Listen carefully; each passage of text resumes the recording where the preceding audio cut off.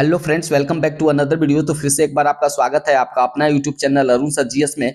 जिस तरीके से 26 दिसंबर को नियमावली आई तो उसमें साफ साफ कहा गया कि जो सक्षमता परीक्षा पास करेंगे उनको विशिष्ट शिक्षक का दर्जा मिलेगा और वह जो है सभी जो सुविधाएं हैं राजकर्मी का वह उन्हें मिलेंगी। इसके तहत हमने 50 क्वेश्चन को सिलेक्ट किया है जो बहुत चांस है जो सक्षमता परीक्षा के एग्जाम में आने की जो संभावना बनी रहती है। तो सबसे पहले क्वेश्चन की ओर चलते हैं फ्रेंड्स।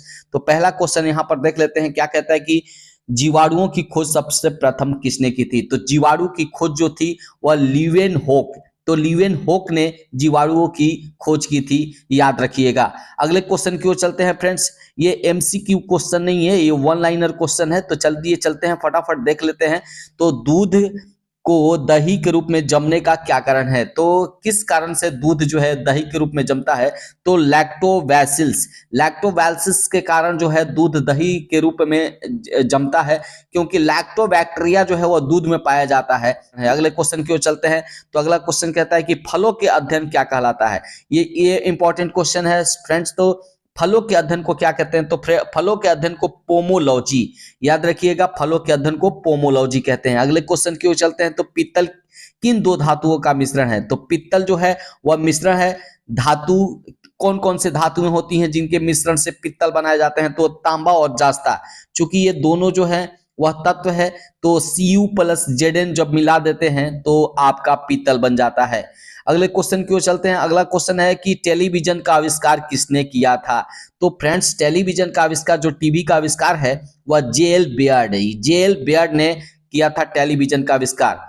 तो अगले क्वेश्चन की चलते हैं कि तो किस रंग का तरंगदैर्घ्य सबसे अधिक होता है। तो किस रंग का तरंगदैर्घ्य सबसे अधिक होता है। तो लाल रंग का जो तरंगदैर्घ्य है वह सबसे अधिक होता है, जबकि बैगनी रंग का तरंगदैर्घ्य जो है वो सबसे कम होता है। तो याद रखिएगा, सबसे अधिक लाल, सबसे कम बैगनी। अगले क्वेश्चन को चलते हैं। तो अगला क्वेश्चन है कि न्यूट्रॉन की खोज किसने की। तो न्यूट्रॉन की खोज जो है वह जेम्स चैडविक ने किया था।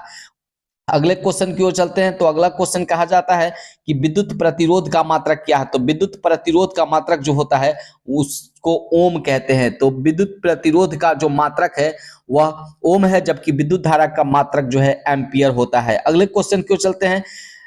तो 9 नंबर क्वेश्चन कहता है कि लाल रक्त कण का जीवन काल कितने दिन का होता है। लाल रक्त कण का जीवन काल जो होता है मात्र 120 दिनों तक का होता है।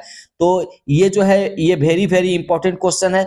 यदि मेरे चैनल पर नए हैं तो चैनल को सब्सक्राइब करें और वीडियो अच्छा लगे तो लाइक जरूर करें। तो फ्रेंड्स, यहाँ पर अगले क्वेश्चन की ओर चलते हैं। तो अगला क्वेश्चन 10 नंबर कहता है कि दूध की शुद्धता का मापन किस यंत्र से किया जाता है। तो आंसर होगा इसका लैक्टोमीटर। लैक्टोमीटर से दूध की शुद्धता मापा जाता है, जबकि जो है इस दूध में जो लैक्टोबैक्टीरिया पाए जाते हैं और दूध से जो दही जमने का कारण है वो लैक्टोबैसिस है। तो इस तरीके से क्वेश्चन को लैक्टो जहां नाम आ जाए तो दूध दही के रूप में पहचाना जा सकता है। अगला क्वेश्चन चलते हैं। तो गोबर गैस में मुख्य रूप से क्या पाया जाता है। तो गोबर गैस में मीथेन पाया जाता है। और कहां कहां मीथेन पाया जाता है।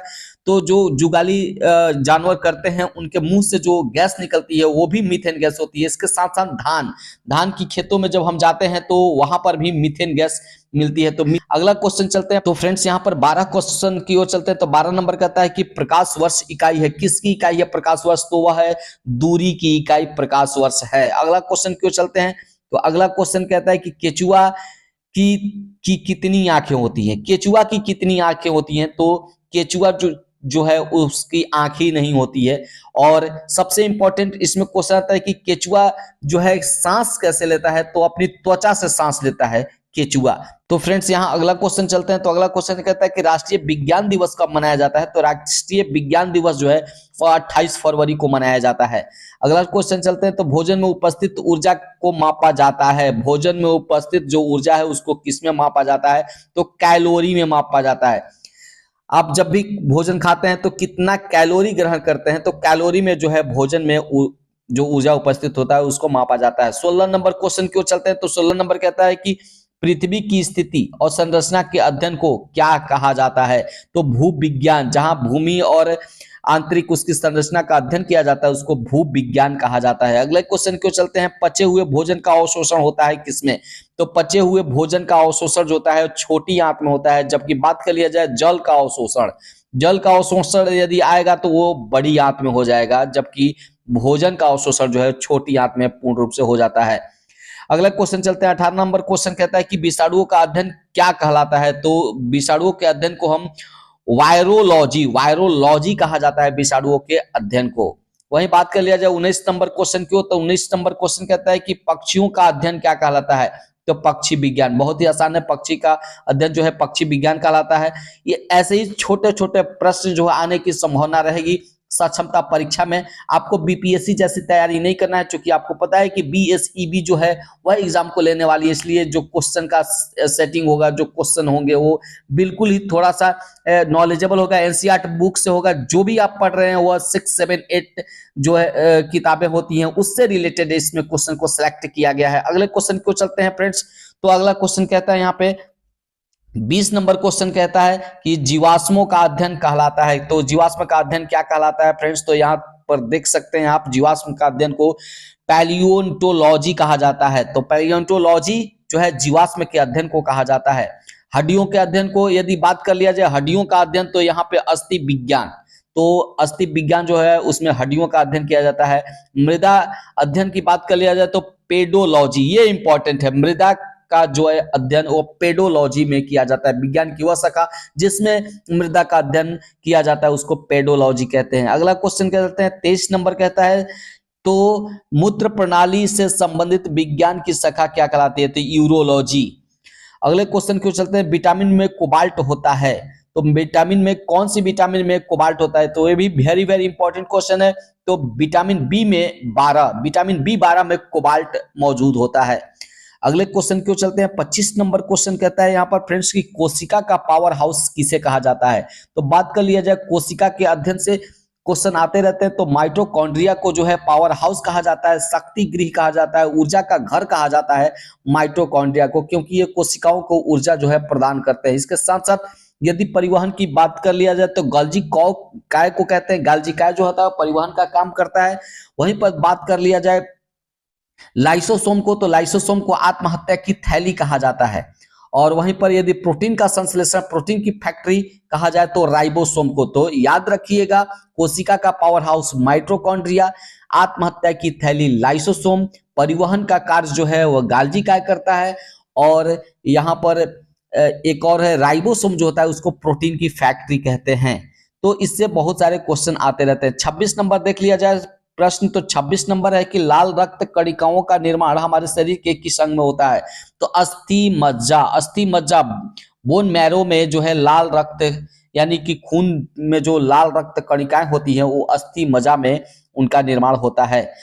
यहाँ पर 28 नंबर क्वेश्चन क्यों चलते हैं फ्रेंड्स। तो 28 नंबर कहता है कि ब्लड प्रेशर मापने के लिए किस यंत्र का प्रयोग किया जाता है।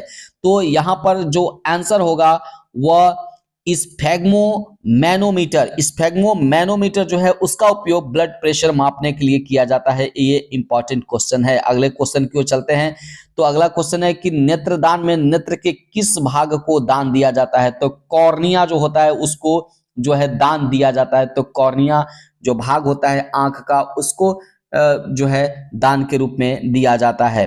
पूरी आंख जो है दान नहीं दिया जाता है, केवल कॉर्निया का जो है वह दान दिया जाता है। संक्रमण प्रतिरक्षा के खिलाफ शरीर की प्रतिरोध के अध्ययन को क्या कहते हैं। तो इम्यूनोलॉजी कहा जाता है। इस तरीके से अगले क्वेश्चन को चलते हैं। तो अगला क्वेश्चन फ्रेंड्स कहता है कि मांसपेशियों में किस अम्ल के एकत्रित होने के कारण थकावट आ जाती है। तो मांसपेशियों में जो थकावट आने का कारण है वह अम्ल है, तो वह अम्ल है लैक्टिक एसिड।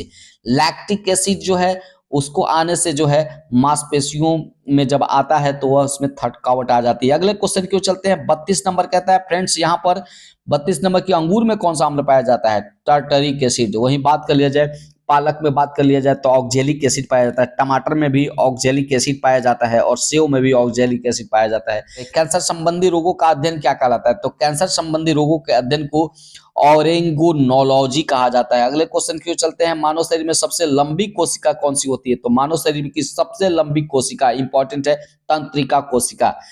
तो तंत्रिका कोशिका जो होते हैं मानव में सबसे लंबी कोशिका होती है। अगले क्वेश्चन क्यों चलते हैं 35 नंबर कहता है कि दांत मुख्य रूप से किस पदार्थ के बने होते हैं। तो डेंटाइन के बने होते हैं। हालांकि दांत में जो है कैल्शियम की मात्रा अधिक होती है, लेकिन ये जो है मुख्य रूप से डेंटाइन के बने होते हैं। अगले क्वेश्चन को चलते हैं, तो किस जंतु की आकृति पैर की चप्पल के समान होती है? पैर के चप्पल के समान की आकृति जो होती है वह पैरामीशियम होती है। तो यह एक कोशिकीय जीव है। अमीबा, पैरामीशियम, शैवाल, ये सब एक कोशिकीय जीव है। तो पैरामीशियम की जो आकृति होती है वह चप्पल की आकृति की होती है। अगले क्वेश्चन की ओर चलते हैं फ्रेंड्स। तो अगला क्वेश्चन कहता है कि केचुए की कितनी आंखें होती हैं? तो केचुआ की एक भी आंख नहीं होती है। अगले क्वेश्चन की ओर चलते हैं। 38 नंबर कहता है कि गाजर किस विटामिन का समृद्ध स्रोत है? तो गाजर जो है उसमें सबसे ज्यादा विटामिन जो पाया जाता है वो विटामिन ए पाया जाता है। वहीं बात कर लिया पालक, तो पालक जो है उसमें भी विटामिन ए पाया जाता है। हरे पत्तेदार साग सब्जी विटामिन ए, और विटामिन ए की कमी से रतौंधी रोग होता है। यहाँ पर फ्रेंड्स देख लेते हैं 39 नंबर। तो 39 नंबर कहता है निम्न में से किस पदार्थ में प्रोटीन नहीं पाया जाता है? तो चावल में प्रोटीन नहीं पाया जाता है, कार्बोहाइड्रेट पाया जाता है। चावल में कार्बोहाइड्रेट पाया जाता है। तो फ्रेंड्स अगले क्वेश्चन की ओर चलते हैं 40 नंबर। लेकिन 40 नंबर क्वेश्चन चलने से पहले यदि मेरे चैनल पर नए हैं तो चैनल को जरूर सब्सक्राइब करें। वीडियो अच्छा लगे तो लाइक जरूर करें। इसी तरीके का मैं आपके पास वीडियो लाता रहूंगा। तो सक्षमता परीक्षा की दृष्टि से 40 नंबर क्वेश्चन की ओर चलते हैं। तो मानव का मस्तिष्क लगभग कितने ग्राम का होता है? तो मानव का मस्तिष्क 1350 ग्राम का होता है। यानी कि यहाँ पर एक केजी 350 ग्राम का जो है मानव का मस्तिष्क होता है। अगले क्वेश्चन की ओर चलते हैं। रक्त में पाई जाने वाली धातु कौन सी है? तो रक्त में पाई जाने वाली जो धातु है लोहा। इसी की कमी से एनीमिया बीमारी होती है। अनीमिया जो बीमारी होती है लोहा की कमी से होती है। तो आप याद रखिएगा कि लोहा में जो है वह रक्त में पाया जाता है। अगला क्वेश्चन है कि किण्वन का उदाहरण है। तो किण्वन का उदाहरण दूध का खट्टा होना, खाने के ब्रेड का बनना, गीले आटे का खट्टा होना, ये सब जो है किण्वन। और किण्वन की प्रक्रिया से सिरका का भी निर्माण होता है और अल्कोहल भी किण्वन की प्रक्रिया से ही बनता है। तो किण्वन आप लोग समझ गए। अगले क्वेश्चन को चलते हैं। 43 नंबर कहता है निम्न में से कौन सा आहार मानव शरीर में नए ऊतकों की वृद्धि करता है? तो नए ऊतकों की वृद्धि के लिए जो सहायक है वह है हमारा पनीर। तो पनीर जो होता है वो नए नए ऊतकों का निर्माण करता है, इसलिए इंपॉर्टेंट है, आप पनीर खाते रहिए। 44 नंबर कहता है कि 44 नंबर निम्न में से कौन सा एक उड़ने वाली छिपकली है? उड़ने वाली छिपकली ड्रैको को उड़ने वाली छिपकली होती है। अगले क्वेश्चन 45 नंबर की ओर यदि हम देख लेते हैं तो 45 नंबर कहता है फ्रेंड्स की घोंसला बनाने वाला एकमात्र सांप कौन सा है? तो जो घोंसला बनाता है सांप वह किंग कोबरा जो है अपना घोंसला बनाता है जमीन के अंदर। अगले क्वेश्चन की ओर चलते हैं। तो भारत में पाई जाने वाली सबसे बड़ी मछली कौन सी है? तो भारत में जो पाई जाती है सबसे बड़ी मछली वह है व्हेल शार्क जो है भारत में पाई जाने वाली सबसे बड़ी मछली है। अगले क्वेश्चन की ओर चलते हैं 47 नंबर की ओर। यदि आप देखते हैं तो दालें किसका एक अच्छा स्रोत होती है? तो दाल में जो है वह सबसे ज्यादा प्रोटीन पाया जाता है, और सोयाबीन जो है और दाल ये दोनों में प्रोटीन की अधिकता होती है। अगले क्वेश्चन की ओर चला जाए तो अगला क्वेश्चन कहता है 48 नंबर देसी घी में सुगंध क्यों आती है? तो देसी घी में जो सुगंध का कारण है वह डाई एसिटिल के कारण होता है। तो डाई एसिटिल के कारण जो है वह देसी घी सुगंधित होता है। अगले क्वेश्चन क्यों चलते हैं 49 नंबर क्वेश्चन कहता है फ्रेंड्स यहाँ पे कि इंद्रधनुष में किस रंग का विक्षेपण अधिक होता है? तो सबसे ज्यादा विक्षेपण जो होता है वह लाल रंग का होता है, जबकि कम की बात कर लिया जाए विक्षेपण तो बैगनी रंग का होता है। अगले क्वेश्चन क्यों चलते हैं और लास्ट क्वेश्चन यहाँ देख सकते हैं 50 नंबर की टेलीविजन का आविष्कार किसने किया था? तो टेलीविजन का आविष्कार जो है वह जेएल बियर्ड ने किया था। आई थिंक वीडियो अच्छा लगे तो लाइक कर दें। आज तक बस इतना ही। कल फिर एक नए वीडियो के साथ आपके पास उपस्थित होंगे, तब तक के लिए धन्यवाद।